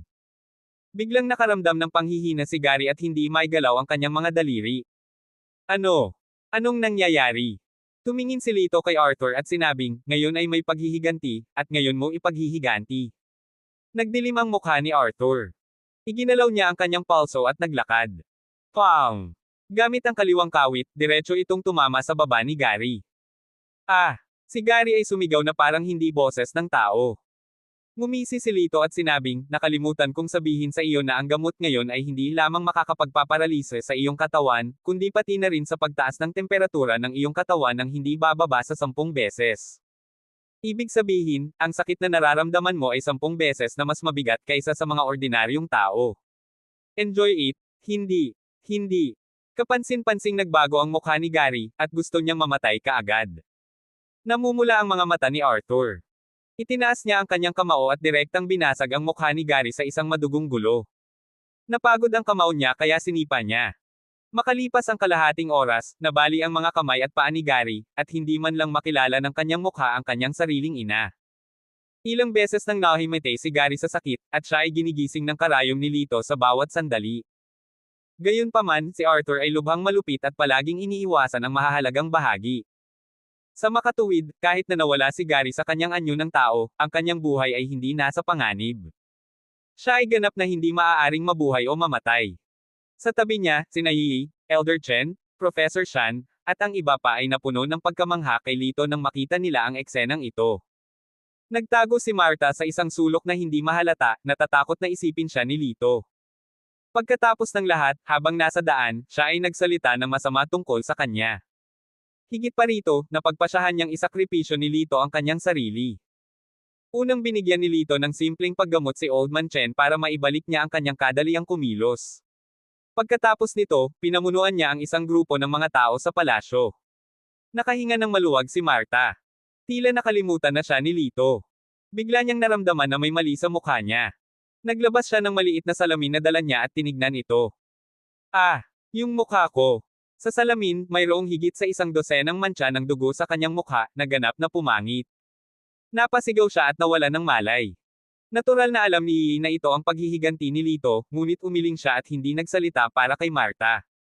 Batay sa mga nakaraang aksyon ni Martha, sapat na ang awa ni Lito upang iligtas ang kanyang buhay. Sa pagpasok sa palasyo, hindi pinansin ni na Professor Shan at Feng Yi ang ginto at pilak na mga kayamanan at nakatutok sa mga spirit stone. Ang dalawa sa kanila ay pumitas ng ilang mababang espiritual na mga bato at inalis ang mga ito. Pagkalabas ng palasyo, ang grupo ng mga tao ay bumalik sa parehong paraan ng kanilang pagdating. Kinuha ni Yi ang down and out na si Martha, habang sinamahan sila ni Arthur pabalik. Sa airport, sina Yi at Elder Chen ay babalik na sa kabisera habang si Lito ay lumipad patungong Ningzhou. Lito, salamat sa paglalakbay na ito. Tiningnan siya ni Yi nang may pasasalamat sa kanyang magagandang mata. Hinawakan ni Lito ang kanyang ilong at sinabing, okay lang, pero curious ako. Ano ang gusto mo sa mga batong ito? Kabanata 428. Para gamutin ang sakit ng lolo ko. Nang napag-usapan ang bagay na ito, nagdilim ang magandang mukha ni Yi. Anong sakit? Tanong muli ni Lito. Bahagyang namumula ang mga mata ni Yi. Sa advanced stage ng cancer. Umiling si Lito. Hindi siya mapapagaling. Sinong may sabing mapapagaling niya ang kanyang sakit gamit ang batong ito? Siguradong nagsisinungaling siya sa iyo. Hindi, international famous master ang taong iyon. It can't be fake. I spent a lot of effort to invite him. Si Yi ay mukhang napakatiwala. Mas mabuting maniwala ka sa akin. At saka, kung may oras ako, maaari akong pumunta sa kabisera upang tingnan ang iyong lolo. Nadama ni Lito na si Yi ay isang mabuting tao at hindi nag-iisip na maglakbay para sa kanya. Nang marinig ang mga salita ni Lito, hindi nagsalita si Yi, ngunit sa kanyang puso, hindi siya naniniwala na mapapagaling ni Lito ang kanyang lolo. Bueno, pagdating mo sa kabisera, pakikitunguhan kita ng mabuti. She chuckled habang iniiwasan ang mabigat na tanong. Siyempre, masasabi ni Lito na hindi siya naniniwala sa kanya, ngunit hindi siya nagpaliwanag at nagpaalam sa kanya. Rehiyong militar ng Jiangnan. Pagkapasok ni Lito sa tent, isang figure ang biglang sumulpot sa kanya. Hinarang ni Lito ang kanyang kamay, hinawakan ang balikat ng lalaki, at marahang kinurot ito. Ah! Sa pag-iyak, nanlambot ang katawan ni Nicole at bumagsak siya sa lupa. Sinulyapan siya ni Lito nang walang pakialam, pinag-cross ang kanyang mga payat na binti, at nagbuhos ng isang tasa ng tsaa. Hindi ako naniniwala. Ang mukha ni Nicole ay puno ng ayaw. Muli siyang tumayo at inatake ang leeg ni Lito. Walang magawa si Lito. Inihagis niya ang tasa sa hangin at tinapik ang dibdib ni Nicole gamit ang kanyang palad. Ah! Sa isa pang pag-iyak, nahulog si Nicole sa kanyang mga bisig. Ipinulupot ni Lito ang kanyang braso sa kanyang payat na baywang at inabot ang kanyang kabilang kamay upang kunin ang tasa na nahulog. Humigop siya ng tsaa at nakangiting sinabi, napakagandang humawak ng dilag at uminom ng tsaa. Bastos ka! Bastos, bitawan mo ako! Namula ang maliit na mukha ni Nicole at dumura siya. Sa sandaling ito, pumasok si Mark mula sa labas. Nang makita niyang magkayakap sina Lito at Nicole, agad siyang sumigaw, "Anong ginagawa mo?" Noon lamang binitawan ni Lito ang kanyang kamay. Mabilis na lumayo si Nicole at nagpaliwanag, "Lolo, hindi ito tulad ng nakita mo. Mali ang pagkakaintindi mo." Malamig na bumantong hininga si Mark. "Hindi pagkakaunawaan. Kitang-kita ko ito. Lito, kailangan mong managot sa aking apo." "Ah, hindi nakaimik si Lito. Saan ako pupunta? Bakit ako ang mananagot dito?" "Lolo, ano bang pinagsasabi mo?" Galit na galit si Nicole kaya ipinadyak niya ang kanyang mga paa. Ang kanyang mukha ay kasing pula ng umaga. Hindi nakaimik si Lito.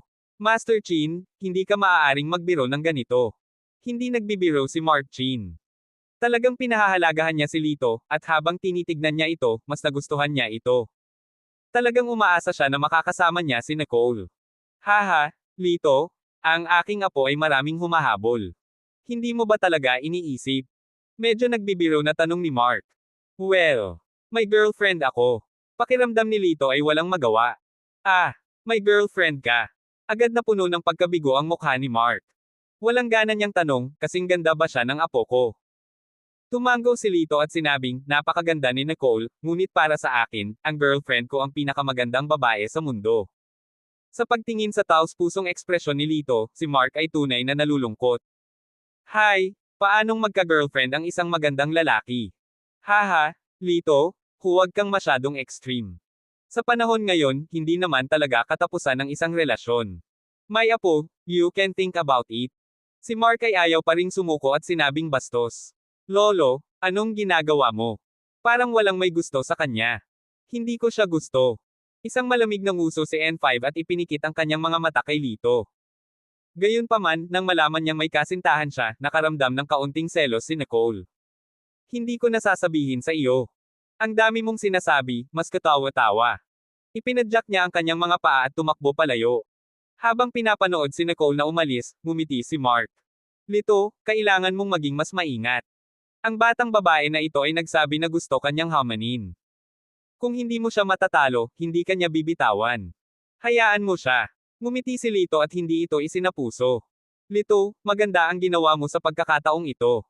Hindi lang matagumpay mong natapos ang gawain, ngunit nahuli mo rin ang buhong. I have to say, ikaw lang ang may kukumpara sa buong Special Forces." Puno ng kagalakan ang mukha ni Mark, at hindi na itago ng kanyang mga salita ang kanyang pagpapahalaga kay Lito. "You flatter me. Ito ang dapat kong gawin." Magalang na sabi ni Lito. Tumango si Mark. "Sige, kailangan ng ating hukbo ang mga talento na kasing hinhin at kaya mo. Huwag kang mag-alala, mag-a-apply ako ng reward sa mga nakatataas. Siguradong hindi kita tatretuhan ng masama."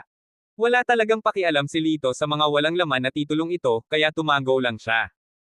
"Nga pala, Master Chin, halos natapos ko na ang gawain ko dito. Baka kailangan ko pang umalis sandali. Marami pa siyang dapat asikasuhin sa labas." Kumunat ang noo ni Mark. Ngunit ang kompetisyon ng mga espesyal na puwersa ay malapit nang magsimula.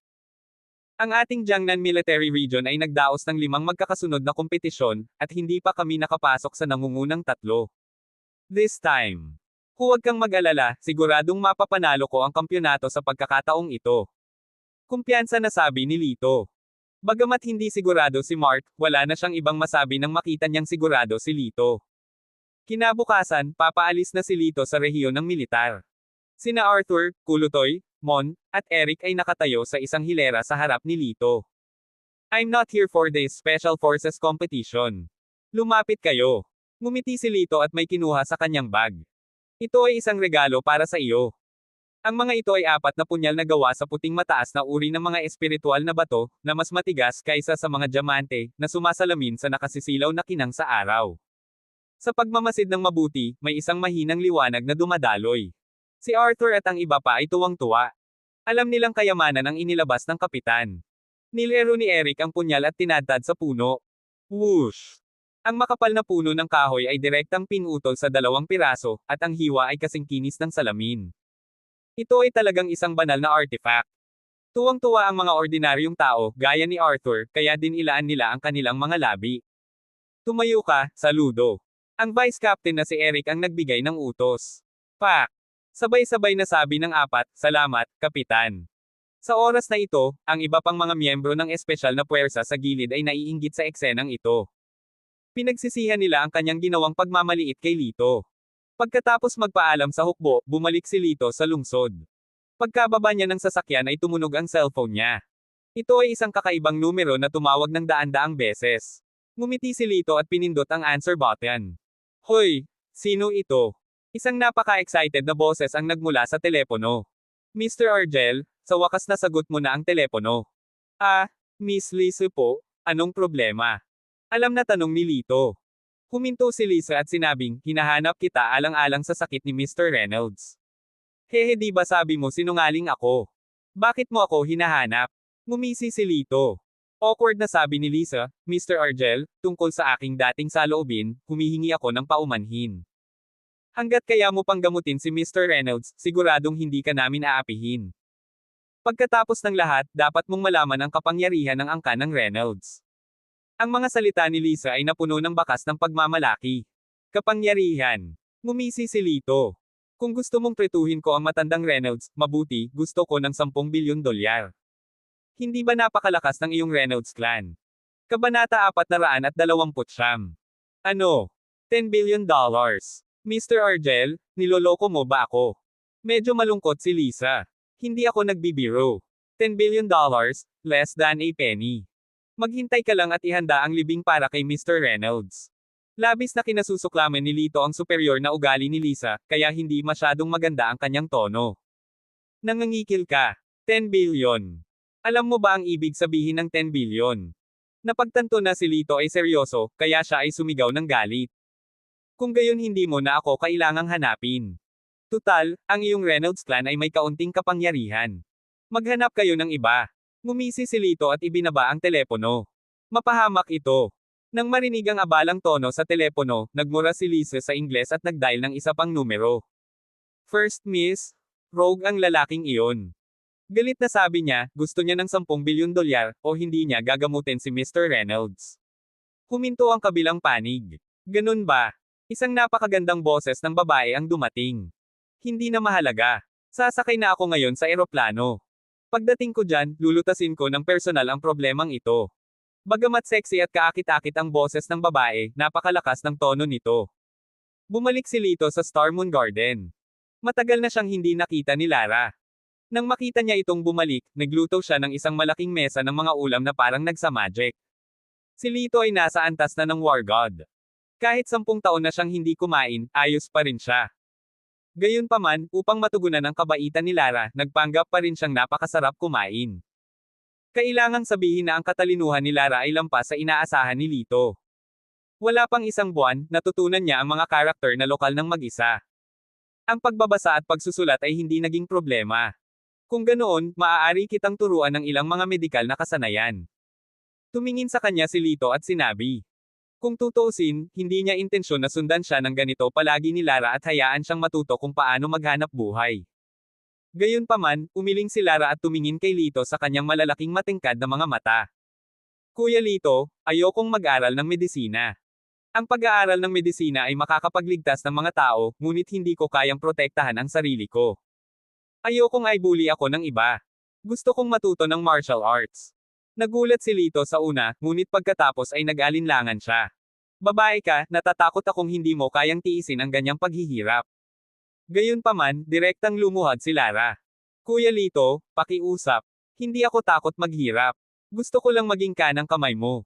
Nang makitang determinado siya, hindi siya maaaring tanggihan ni Lito, kaya kumuha siya ng isang piraso ng papel. This is a cultivation method. Pwede mo munang bigkasan.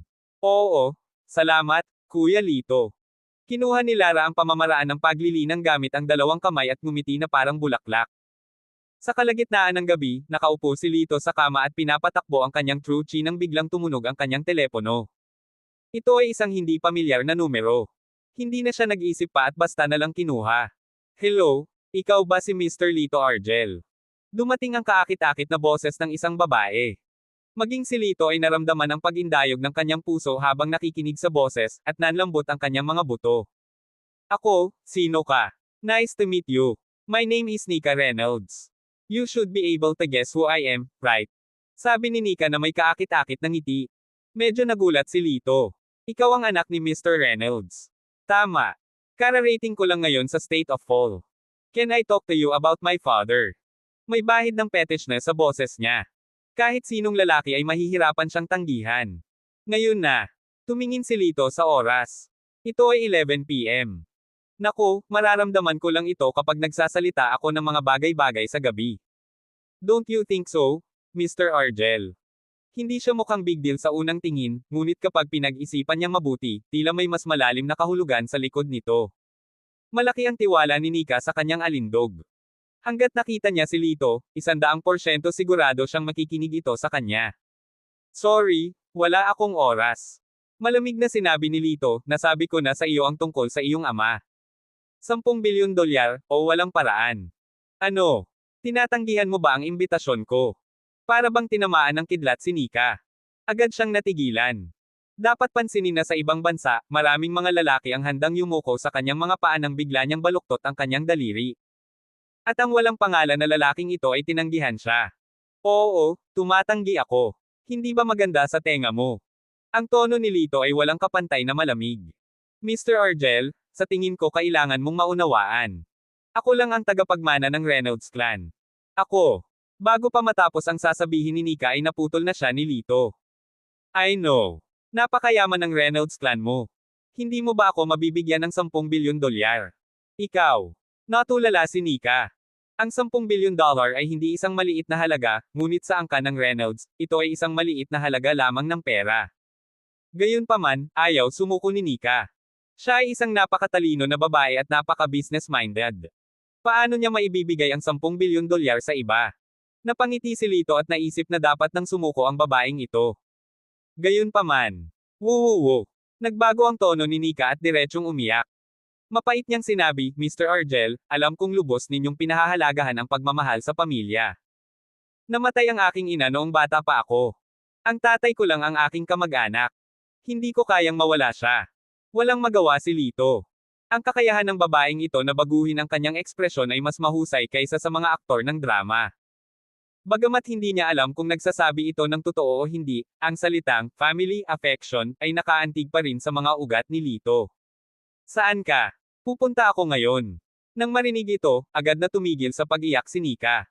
Napangiti siya at sinabing, ang number 1618 na kwarto ng hotel, bilasan mo. Pagkatapos nito, ibinaba niya ang telepono sa takot na magbago ang isip ni Lito. Umiling si Lito, pakiramdam niya ay nahulog siya sa isang bitag. Sa VIP hotel. Pumasok si Lito sa napakagandang hotel, pumunta sa room number 1618, at pinindot ang doorbell. Maya-maya, bumukas ang pinto. Ang taong nagbukas ng pinto ay talagang si Nika Reynolds, isang napakagandang kagandahan. Siya ay may isang pares ng mahaba, gininto ang pulang kulot na buhok, na nakasabit sa kanyang mga balikat sa sandaling iyon. Siya ay may malalim na mukha, pinong mga tampok ng mukha, at isang pares ng malapusa, malambot na berdeng mga mata. Bahagyang nakataas ang kanyang mapupulang labi na lubhang kaakit-akit. Siya ay matangkad at balingkinitan, nakasuot ng mahabang pulang damit. Lubhang tumambad ang kanyang malahalimaw na figure, at mas sexy ang kanyang low-cut collar at high-cut na disenyo. Walang duda na ang babaeng nasa harapan niya ang pinakamagandang babae sa lahat ng panaginip ng mga lalaki. Mr. Argel, pasok po kayo. Binuksan ni Nika ang pinto at binigyan ng mapang-akit na tingin si Lito. Kung ordinaryong tao lang, baka nahimitay na siya. Gayunpaman, walang ekspresyon si Lito habang dumiretso siya sa silid. Lihim na inilibot ni Nika ang kanyang mga mata. Kailangan niyang aminin na si Lito na ito ay nadismaya ng kaunti. Akala niya ay isa itong matikas at gwapong doktor, ngunit napaka-ordinaryong hitsura nito, at kahit na medyo mad-ulash sa kanyang damit. Umupo silang dalawa sa sofa at nagsalin si Nika ng 2 baso ng red wine. Sa pagbuhos ng alak, kusa niyang ibinaba ang kanyang pang-itaas na katawan, na nagpapakita ng puti at magandang tanawin. Mr. Argel, tagay. Inabot niya ang alak kay Lito, itinaas ang kanyang baba, at ininom ang lahat sa isang lagok. Ang matingkad na pulang alak ay dumaloy mula sa sulok ng kanyang bibig at dumausda sa kanyang kulay rosas na leeg, na lubhang kapansin-pansin. Kabanata 430. Nang makitang prangka si Nika, hindi nagsalita si Lito at uminom ng isang baso ng alak. Agad naman siyang nilagyan ni Nika ng isa pang baso ng alak. Maya-maya, halos maubos na ang bote ng red wine. Si Nika ay may kaakit-akit ng ngiti sa kanyang mukha, ngunit baka sa kanyang mga mata ang pagiging tuso. Nauna na siyang uminom ng antidote at sadyang ininom ni Lito. Pagkatapos, maaari niyang suyuan siya sa isang sulok at maaayos ang usapin. Sobrang init. Sumigaw siya sa matamis na boses at hinayla ang kwelyo ng kanyang kamiseta. Pagkatapos, diretso siyang sumandal sa dibdib ni Lito at huminga na parang orchid. Mr. Argel, para sa akin, bakit hindi mo itabi ang 10 bilyon dolyar? Itinaas niya ang kanyang maselang mukha, at ang kanyang berdeng mga mata ay puno ng pagmamahal. Isang malamig na halimuyak ng rosas ang tumago sa dulo ng kanyang ilong, ngunit ang ekspresyon ni Lito ay hindi nagbago kahit kaunti. Sorry Miss Nika, wala ka kasing mukha. Malamig na tiningnan siya ni Lito. Agad na nanigas ang mukha ni Nika. Ni hindi niya napigilan ang kanyang kaakit-akit na ngiti. At saka, huwag kang mangarap na malasing ako. Kahit uminom ka hanggang mamatay, hindi ako malalasing. Itinulak siya ni Lito at tumayo. Kung wala kang planong bigyan ako ng 10 bilyon, wala na tayong pag-uusapan. Paalam. Habang nagsasalita siya, aalis na siya. Tumigil ka. Malamig na sigaw ni Nika, Mr. Argel, dahil hindi mo ako binibigyan ng mukha, huwag mo akong sisihin. Bigla niyang hinubad ang kanyang palda at pinunit ito ng napakagulo, na kitang-kita ang puti niyang balat. Kung hindi ka makikinig sa akin, tatawag ako ng pulis ngayon din at kakasuhan ka dahil sa pagbabalak sa akin. Dahil sa kapangyarihan ng angkan ng Reynolds, buong buhay mo sa kulungan ang gugulin mo. Hinawakan ni Nika ang phone niya at ngumiti ng mayabang. Hindi siya naniniwala na hindi susuko si Lito kahit na ginamit niya ang hakbang na ito. Oh, ganun ba? Tapos tumawag ka ng pulis. Tumingin siya kay Nika nang nakangisi. Hindi ka ba natatakot? Puno ng hinala ang mukha ni Nika. Ang kalmado ni Lito ay naging dahilan ng kanyang hindi maipaliwanag na pagkataranta. Sa sandaling ito, with a light ring, biglang namatay ang mga ilaw sa kwarto. Kaagad, ang silid ay itim. Anong nangyari? Kung tutuusin, babae si Nika. Medyo natakot siya. Hindi umimik si Lito, dahil nakita niyang nakabukas ang pinto ng kwarto nang mamatay ang mga ilaw. Dalawang palihim na tao ang pumasok. Base sa kanilang magaan na footwork at masiglang figure, halatang hindi sila ordinaryong tao. Muling nagliwanag ang liwanag. Mapapabuntong hininga na sana si Nika nang makita niya ang dalawang malalakas na lalaki na nakatayo sa kanyang harapan.